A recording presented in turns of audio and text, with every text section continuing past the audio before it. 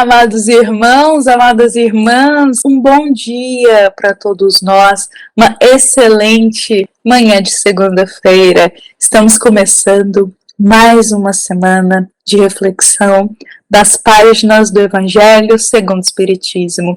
Então sejam, meus irmãos, todos muito bem-vindos. Que a paz de Jesus possa guiar a todos nós nesta nova semana. Que possamos ter o nosso coração preenchido de muita fé, para que possamos extrair aprendizado e muita força de tudo que Deus desejar para nós ao longo desses dias. Os momentos difíceis, como também os bons momentos. Que a gente possa tirar aprendizado de cada momento e a cada instante sempre estar com Jesus refletido em nosso coração. Meus amados irmãos, sejam todos muito bem-vindos. É com muita alegria que nós hoje estamos aqui dando continuidade a uma reflexão que nós iniciamos ela ontem, no domingo. Hoje, meus irmãos, nós iremos trazer aqui mais duas perguntas do livro Mediunidade. Tire as suas dúvidas. Este livro aqui, de Luiz Gonzaga Pinheiro. Este livro ele foi publicado no ano de 94, meus irmãos, e reúne para todos nós dúvidas de todos os tipos sobre mediunidade. Dúvidas desde o desenvolvimento mediúnico, dúvidas para aqueles trabalhadores que já desenvolvem a mediunidade com Jesus, e também dúvidas para os grupos em uma casa espírita sobre mediunidade. Muito proveitoso para todos nós, não é mesmo? Então vamos iniciar. Gostaria de iniciar da mesma forma que ontem, meus irmãos, fazendo aqui uma contextualização para nós. Lembrando-nos que Allan Kardec afirma para todos nós e nos esclarece que todos somos médiuns, pois todos nós, de uma forma ou de outra, de uma intensidade mais alta, uma intensidade mais baixa, recebemos a inspiração ou a influência dos espíritos. Contudo, é com muita frequência que nós utilizamos o termo médium apenas para aqueles irmãos que possuem essa faculdade mediúnica mais ostensiva, ou que desenvolvem ela a serviço do bem, não é mesmo? Então, meus irmãos, ser médium é ser apenas um instrumento da comunicação dos espíritos com finalidade divina. E hoje aqui nós trataremos dos médiuns que já estão servindo em uma casa espírita e desenvolvendo a sua mediunidade com Jesus. Então vamos para a nossa primeira questão desta querida obra aqui, meus irmãos. A primeira dúvida de hoje, olha, durante o transe mediúnico, o médium, ele pode mudar a voz? A caligrafia? Esta é a dúvida que ele coloca, e é uma dúvida muito frequente, não é mesmo? Será que durante o exercício da mediunidade, da psicofonia ou da psicografia, o médium pode alterar a voz ou alterar a caligrafia dele? Lembrando aqui que estamos falando de duas mediunidades em específico, psicografia e psicofonia, tudo bem? Será que o médium, durante a psicofonia, pode alterar sua voz? Ou será que o médium, durante a caligrafia, ele tem que alterar a sua durante a psicografia, ele tem que alterar a sua caligrafia? Será que isso é uma regra? Vamos ver qual que vai ser a resposta, não é mesmo, meus irmãos? Novamente, Luiz Gonzaga, ele baseia a sua resposta, ela é inspirada no livro dos Médiuns, de Allan Kardec, capítulo 17, questão 219. E ele coloca para nós que mudar a voz ou a caligrafia é comum ocorrer nas reuniões mediúnicas, mas tudo depende do médium. Na psicografia é mais comum e evidente do que na psicofonia, porque na psicografia irá alterar em médiuns mecânicos, tá bom? É comum alterar a caligrafia durante a psicografia de médiuns mecânicos. O que é um médium de psicografia mecânico, meus irmãos? É aquele médium que ele está praticamente eu vou usar esse termo inconsciente durante a psicografia, e o movimento do braço dele é coordenado pelo espírito que comunica. Então, o braço e a mão dele, como é coordenado pelo espírito que está comunicando, aí há uma mudança. Um exemplo de uma mediunidade, assim, de psicografia mecânica é o do nosso amado Chico Xavier, meus irmãos. Um grande exemplo aí para nós, tá bem?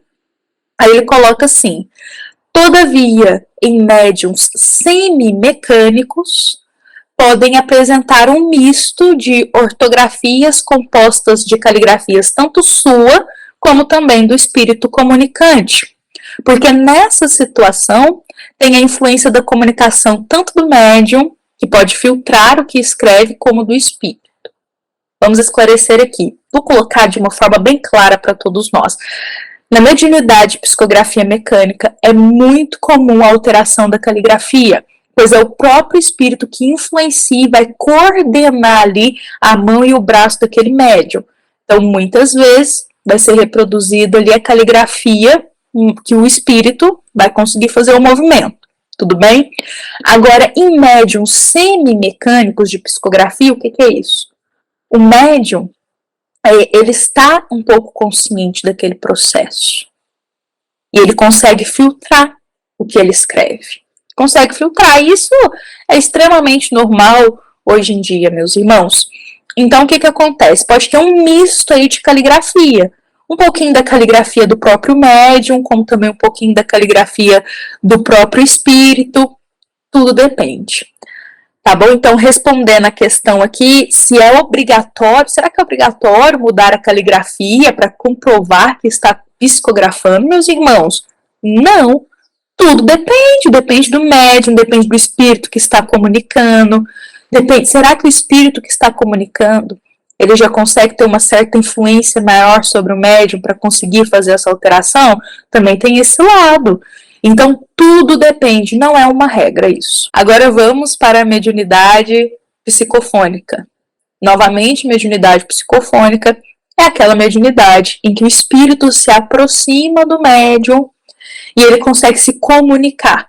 O médium se torna um instrumento ali verbal da comunicação daquele espírito. Tudo bem? E ele vai colocar assim, que na mediunidade psicofônica é muito raro. É muito rara a mudança de voz. E ele vai explicar para nós que a manifestação verbal de uma pessoa é quase sempre uniforme na comunicação psicofônica. E um médium, geralmente, ele vai transmitir as ideias que ele está recebendo, já filtrando-as pelo seu espírito. O normal é que o timbre vocal seja o seu, alterando-se talvez conforme condições emocionais na mensagem que ele está transmitindo. Mas existe uma variável. Espíritos muito brutalizados, com muita raiva e cólera, espíritos de uma ordem muito inferior, pode, ao aproximar do médium de psicofonia, devido à densidade da energia desse espírito, alterar o tom vibratório das cordas vocais. E por consequência dessa alteração, há a mudança de voz do médium. Vamos esclarecer isso aqui? As palavras de Luiz Gonzaga pra gente? Médium psicofônico alterar a voz é muito raro. Muito raro. Pois, olha só o que ele coloca aqui pra gente. Pois é com frequência que o espírito se aproxima, o médium ele vai conseguir sentir aquela comunicação e ele pode até mesmo filtrar ali o que ele vai falar, meus irmãos. Então ele vai usar o próprio tom verbal que ele já está acostumado. O que pode alterar é devido às emoções que ele pode estar sentindo naquele momento. Lembra que a gente disse ontem na nossa reflexão que o médium psicofônico ele pode sentir a angústia, o medo, a aflição do espírito, ou até mesmo a tristeza? Pois é, a nossa condição emocional pode alterar o nosso tom verbal. Quando estamos tristes, a nossa voz não sai um pouco trêmula, um pouquinho mais baixa. Quando estamos felizes, a nossa voz já não sai um pouquinho mais alta, tem um pouquinho mais de carga nas palavras que a gente compartilha? Pois bem, aumenta às vezes o tom verbal devido à emoção, mas não altera a voz do médium, tá bom? Mas existe uma variável. É importante a gente destacar essa variável aqui. Essa variável é apenas para espíritos muito brutalizados. Sabe aqueles espíritos que carregam ainda muita raiva, muito ódio, de uma ordem muito inferior? Pois bem, a energia desses espíritos ainda é muito densa. Então, quando essa energia tão pesada e tão densa se aproxima do médium, essa energia é capaz, meus irmãos, de, olha só, alterar o tom vibratório das cordas vocais, de tão densa que é essa energia. Então, como altera a vibração das cordas vocais do médium, ele altera a voz dele. Então, vai ser uma voz, às vezes, mais carregada, uma voz, às vezes, muito carregada de raiva, de ódio. Nesses casos, altera. Mas, frequentemente, de uma maneira geral, não. E ele coloca algo aqui muito interessante para nós. Mudar a voz ou a caligrafia pouco importa para o desempenho mediúnico. Isso não diz nada sobre o médium. Louvável mesmo é mudar o curso da vida para o farol do Evangelho. Muitos médiuns, tanto no desenvolvimento da psicografia ou da mediunidade psicofônica, não alteram a caligrafia e muito menos a voz. E muitas vezes duvidam da própria mediunidade, duvidam de si durante aquele desenvolvimento. Isso pode acontecer. E Luiz Gonzaga nos diz, mudar a voz ou a caligrafia pouco importa para o desempenho mediúnico. Pouco importa. Precisamos ter confiança em Jesus durante o nosso trabalho e confiar nos espíritos da nossa casa espírita que estão nos guiando nesse desenvolvimento, meus irmãos. Vamos para a nossa segunda dúvida de hoje, meus irmãos. A segunda dúvida é preciso que o passista ele tome passe para suprir o seu desgaste físico? Essa dúvida aqui, meus irmãos, entre os médiuns passistas em uma casa espírita pode ser muito frequente. Será que o médium que concede o passe, ele precisa tomar passe depois? Será que o médium passista, depois do trabalho ali, naquele momento, ele precisa também se sentar ali e receber um passe? Como funciona isso? Então, essa resposta, Luiz Gonzaga diz para nós que ela está inspirada no livro dos Médiuns, de Allan Kardec, capítulo 31, questão 9. E ele vai começar com um exemplo para todos nós pensarmos.